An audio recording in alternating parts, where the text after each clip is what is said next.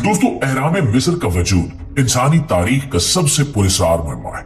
दुनिया के कई मुहक्किकीन और तारीखदान ये सवाल उठाते हैं कि आखिर इन अजीमुल जुस्सा पत्थरों को सहराए मिस्र में कैसे खड़ा किया गया। क्या वाकई इंसानों ने यह कारनामा अंजाम दिया या ये जिन्नात और माफूकुल फितरत मखलूकात का अमल था? हकीकत यह है कि तारीख के कई हिस्सों में ऐसे नजरियात मिलते हैं जिनका ताल्लुक जिन्नात और गैबी ताकतों के साथ जोड़ा जाता है।